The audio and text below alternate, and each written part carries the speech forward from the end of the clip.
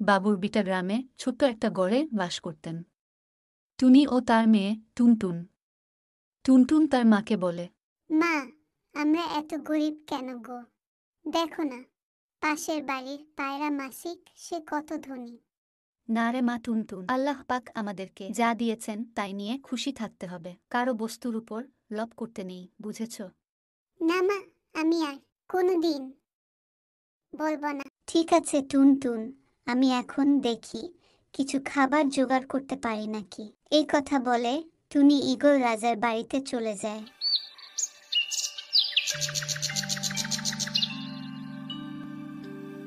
ঈগলের কাছে টুনি বলে, রাজা মশাই আমাকে কিছু টাকা দিতে পারবেন?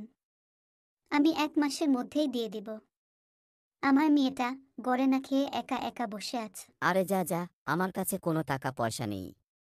আর যদি টাকা পয়সা নিতে চাস তাহলে তোর বাড়িটা আমার কাছে লিখে দিতে হবে।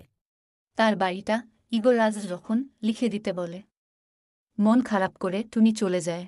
ঠিক তখনই হঠাৎ একটা পরী তার সামনে প্রকট হয়। কে গো তুমি? তোমার এত মন খারাপ কেন গো? আমার ছোট্ট সোনামণিরা পরবর্তী ভিডিও পার্ট 2 তে দেখতে পারবেন।